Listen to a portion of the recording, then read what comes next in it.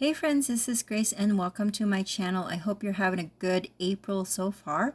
We are diving into my next creative exercise layout. And if you're new to my channel or you're new to the series, I had read a daily creative book by Todd Henry last year.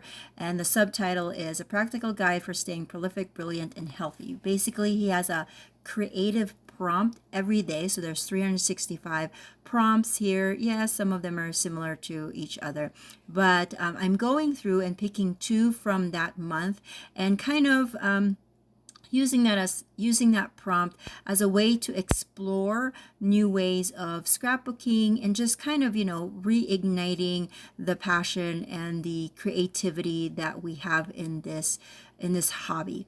So the prompt that I had picked was for April 12th, and it says a lot of little experiments. It says here, the experience of progress is key. Small experiments represent small pockets of possibility and excitement, and small acts of progress, such as learning and iteration, can buoy your creative energy and enthusiasm for your work. And I gotta say, amen, amen, and amen. So my idea for experiments was, that waterfold kind of accent that I'm seeing. Well, I've seen a lot of it in like memory books, like the memory keeping, the planner. I've also seen it on like cards. It's just this idea of something that you can flip through and they're staggered. And so I decided I've never done this on a scrapbook layout. I'm sure it has been done before, but for me personally, I've never done it. And so that's what I'm doing here. So basically what I did was I chose to do all of my vertical photos because I have a lot of them. And then I had made some mats for them, and I made sure that the mat size that I had a half an inch on the top that I can fold it so that I could basically adhere the back of that's the back that I'm adhering to the pattern paper, and then I'm just staggering them over so they will overlap, but I just like that they're peeking through, and then you can open them and see a little bit more. It's kind of like those old photo albums where you can flip them, and you can just go through them that way. And I just have enough vertical photos that I was able to fill. So there's 4, and my idea is going to be a double page layout. And I was able to put back and forth. So as you can see, I'm putting some on the back now. Sorry. And then I also have 2 spots that I am going to use some pattern paper with. So that's what I have decided to do here. So I have 7 in each panel, and they're going to go kind of a bookend design on my layout. And I have to say, I really, really enjoyed this process. And the idea where our author had said that the act of progress, such as learning and iteration, can buoy your creative energy and enthusiasm. Really, like, I really saw that in this particular experiment, because I was able to, it was just exciting just to see your vision come through and how it's going to look, and then being able to see it finished. I thought was like, oh, this is really fun. So the only thing though now that as I am thinking about it is, how am I going to put this in a sheet protector? Do I just put it and then just assume that whoever's looking at it will take the time to pull out that specific page and then just flip through that way? I don't honestly know, but I will just cross that bridge when we get there, I think. I don't want to like do those cuts on my sheet protector just so that this will be sticking out of the page. I actually like that my pages are inside a sheet protector, because at least that plastic protects it from dust and all the like, things that could scratch the photos and things like that. So I might just slip it in a sheet protector, and hopefully whoever wants to look at them will just eventually pull up that specific page so that they can flip through all of the photos. So like I said, I want it to be a bookend. And so what I'm going to do is I've already cut this paper, and I'm actually distressing the edges with just my scissor. I do have a distresser, but the scissor was I was able to easily access it because it was just right on my table, so I just gravitated to that. But I do have a distresser, and this idea of distressing your paper with an open knife is a little dangerous. So if you're going to do that, just be very careful with it, not to cut yourself. And believe me, that's coming from experience. So I'm also using some pattern papers here. This is like a birthday paper pack that I got from Echo Park. I bought I made some purchases from them, I want to say like a year ago. Yes, that's how often I purchase things nowadays. Like I purchased them like 6 months, like I purchased something in increments of 6 months or a year. Anyways, I had bought some stickers at Echo Park, and I wanted to fill my cart so that I can get free shipping. And just so happened that they had this birthday pack that was on sale for, I want to say like $3, and it was like a girl's birthday theme slash kind of a Disneyland type of accents as well. But I just like the feeling of celebration from this paper line, and so that's what I'm going to do here. Now I haven't talked about the photos, so let me do that now. The photos are just of me and my family. We do what we call our yearly pilgrimage to California, because that's where both my husband and my parents still live. And we have, of course, siblings. So we have cousins, or the kids have cousins there, and we have siblings that still live there. And so we visit them once a year. And before, when the kids were little, Mitch and I, or my husband and I, would just take turns driving, which usually I'll drive for like 5 hours, and then he'll drive the other 17. No, it wouldn't be 17. Like the other 14 hours. But now, because we're getting older, we actually like to divide that into 2 days. And so we always stop by this one resort that is in Nevada, and it's not in Vegas, because it's too expensive over there, and there's too many crazy things. But we stay at this one place, and it's very, very inexpensive. But we like it because it's a resort, so everything is there. Like they have the pool, they have the room, they even have a restaurant. They do have the casino because it is, Nevada, but there's like a bowling place, and then there's an arcade. So in the pictures, you will see a lot of the pictures of the arcade, pictures of us swimming, and then also when we were eating at the restaurant.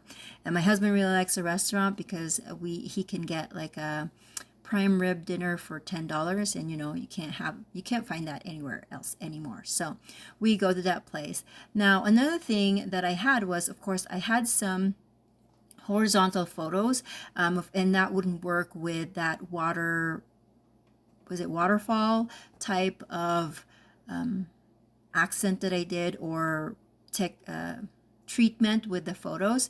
And so that's what I had put in the middle of my page, and I just did 4, so I did 2 on each side of the circle. Now I had pre-typed and printed my journaling, and it's kind of in a long strip, and so I'm trying to find a space for it. But if I put it on either side of the circle, it will overlap with the waterfall. So I'm thinking that right now I will just have to cut it in a certain way, and then just kind of put them back together.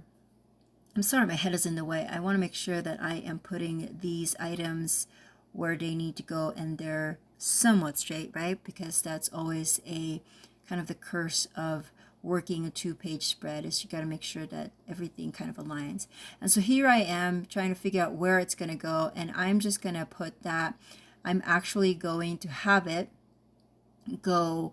I don't care about like the letters I'm cutting, because in my mind it's gonna come together anyways really close. So that's all I'm doing here, and yep, that's my journaling. So am I worried about that when it goes into the sheet protectors? Maybe, but I'm not going to worry about that right now.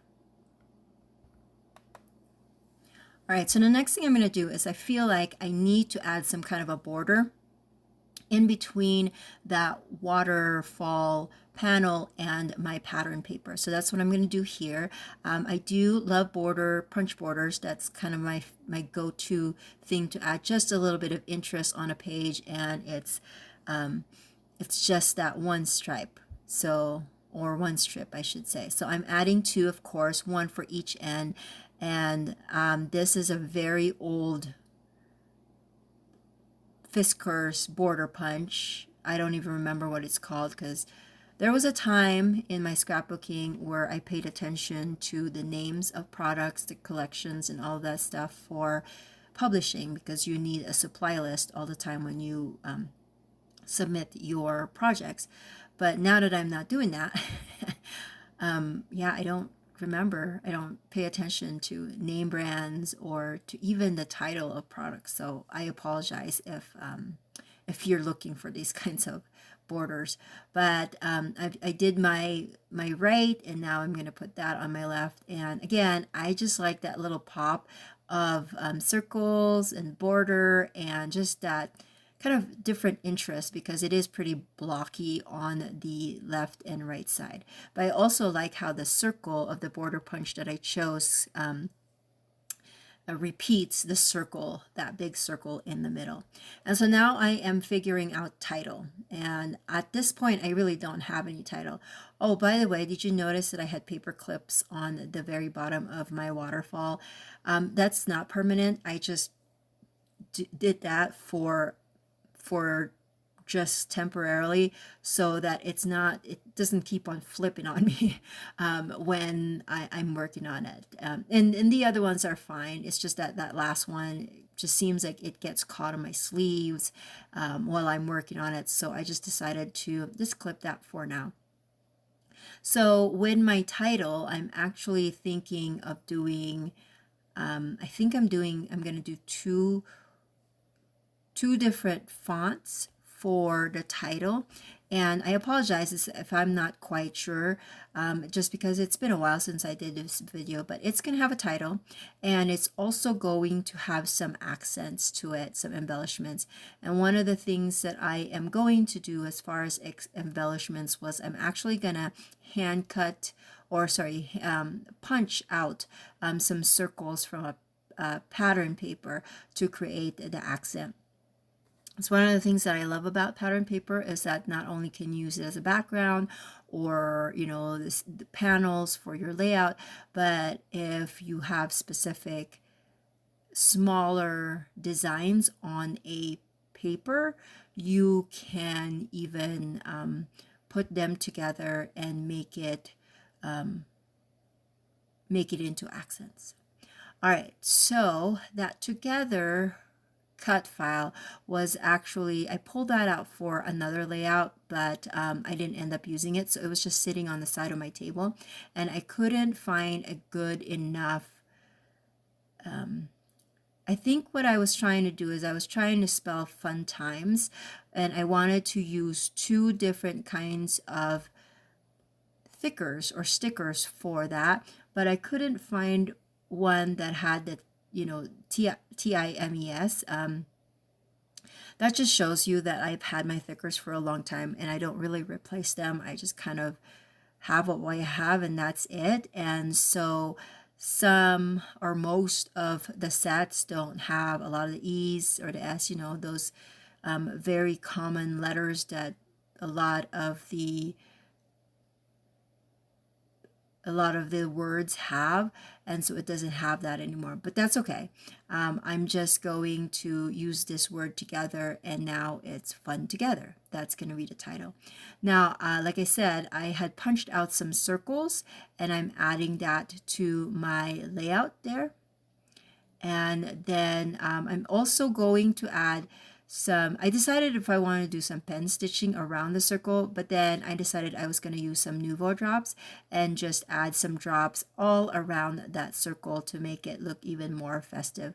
I had some extra circles that I punched out, and I'm going to add that to a couple of the flips panel for the waterfall panel.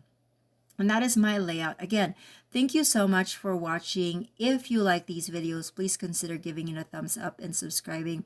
I would highly encourage you to do some kind of experimentation with your scrapbooking this time, and let me know if you succeeded or what you've created because of that experimentation. Again, thank you so much for watching, and I will catch you guys in the next video. Bye now.